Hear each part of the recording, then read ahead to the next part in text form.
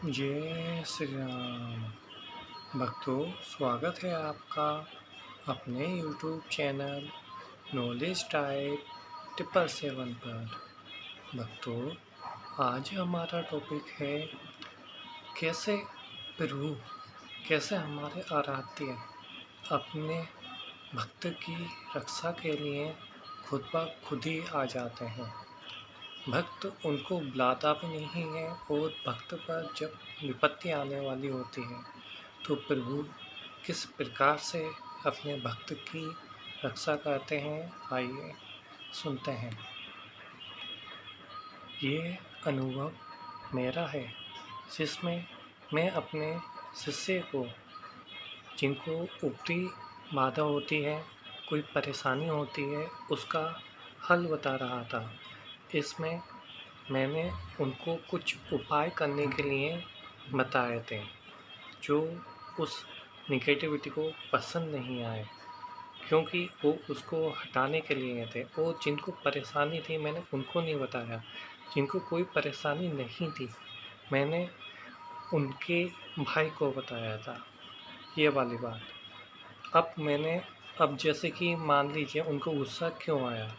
मान लीजिए एक कमरे में 2 लोग रह रहे हैं और वो काफ़ी टाइम हो गया उनको रहते हुए। अचानक से कोई आकर उनसे कहे कि मुझे आपका रहना पसंद नहीं है, आप यहाँ से कहीं और चले जाइए और ये रूम आप खाली कर दीजिए, यहाँ पे बस एक ही जना रहेगा। तो बस यही बात थी जिस वजह से मेरे ऊपर अटैक हुआ। उसमें क्या कहते हैं, ये मेरी इतनी लाइफ हो गई, मेरी इतनी ज़िंदगी निकल गई, ठीक है। मैंने कभी ऐसा एक्सपीरियंस कभी नहीं करा जिसमें मैं सो रहा हूँ और सोते हुए मुझे दबाया गया और मेरे कानों में मंत्र बोले गए, जो कि क्या कहते हैं, मुझे सुनाई भी दे रहे थे। मुझे पकड़ा गया, दबाया गया और उस समय पे मैंने किसी को याद नहीं किया, ठीक है। लेकिन उसी समय लगभग नैनो सेकंड का कुछ अंतर होगा, 1 सेकंड का भी अंतर नहीं किया और मेरे आराध्य मुझे बचाने के लिए आ गए, जबकि मैंने उनको बुलाया भी नहीं था।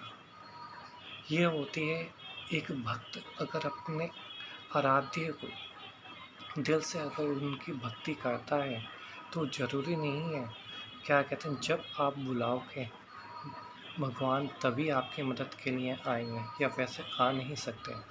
अगर आप उनको पूरी शिद्दत के साथ, पूरे दिल के साथ अगर आप उनको चाहते हो और उनको मानते हो, आप अगर उनका इस विपत्ति के टाइम पर, क्योंकि जब दुख में तो हर कोई याद करता है, सुख में भी तो याद करना चाहिए ना। ऐसे ही प्रभु भी क्या कहते हैं, अगर भक्त को दुख है तो वो दुख और सुख दोनों बातों पर भक्त को अपने दर्शन देते हैं और उनकी बातों का ध्यान रखते हैं। जिसमें वह आए और उन्होंने, जैसे ही वो आए और उन्होंने एक हाथ उसको मारा, वह उसी में ही उसका काम हो गया, उस शक्ति का, उस ताकत का। और फिर मैं उसको देखने के लिए सीधा उनके घर ही गया कि आखिर ऐसा कौन है जो कि आ गया मेरे ऊपर। और जबकि मेरी उनसे बात भी नहीं हुई, मैंने कहा कि मुझे अपने आराध्य पर इतना विश्वास है कि अगर वो आ जाए मेरे सामने तो मैं उसको छोड़ूंगा नहीं। क्योंकि जब मैंने अपने आराध्य को नहीं बुलाया और उन्होंने मेरे आराध्य को कष्ट दिया, मुझे दिया चलेगा, लेकिन मेरे आराध्य को उन्होंने दिया, जिस वजह से मेरे आराध्य मेरी रक्षा के लिए आए। तो मैं उससे मिलने के लिए गया, मैं वहाँ पर रुका, 3 दिन रुका मैं वहाँ पर, ठीक है। और उस समय पर वह शक्ति मेरे सामने नहीं आई, बल्कि उस समय पे जो भी शक्तियाँ थी वो आए ही नहीं मेरे सामने। एक आतंक, क्योंकि जिस कमरे में मैं सो रहा था, ठीक है, वह लोग भी मेरे साथ ही सो रहे थे, सभी के सभी। और मैं देखता चाह रहा था कि आज कोई आ जाए, बस कैसे न कैसे करके आ जाए, मैं उसको छोड़ूंगा नहीं।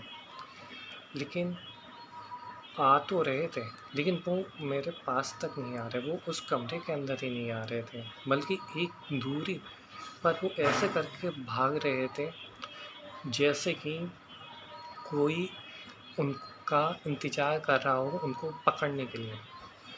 जिसको कहते हैं ना, किसी ने घात लगा रखी हो और आपको पता है कि जैसे वो आएगा वो पकड़ा जाएगा, तो इसलिए वो इधर-उधर भागते हैं।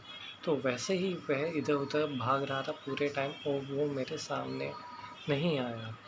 3 दिनों तक कुछ भी नहीं हुआ। तो ये था एक मेरा छोटा-सा अनुभव।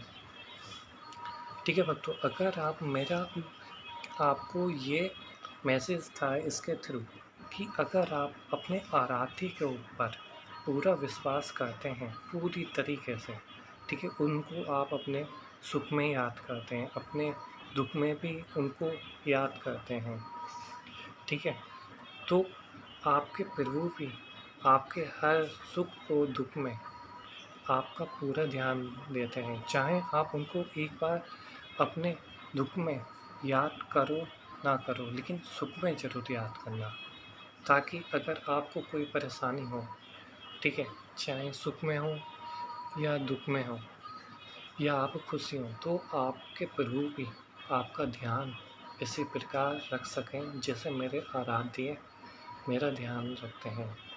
जय श्री राम। अगर मेरे द्वारा बताई गई जानकारी आपको अच्छी लगे तो आप भी अपने आराध्य की पूजा इसी प्रकार करिएगा। ब्रेन का यूज़ मत करिएगा, आप अपने दिल का यूज़ करिएगा। और आप उनको बताएंगे भी नहीं कि आपकी इच्छा क्या है, वह आपकी सारी इच्छाएं हैं ना अपने आप ही पूरा कर देंगे जब आप उनकी पूजा उनकी साधना आप अपने दिल से करेंगे।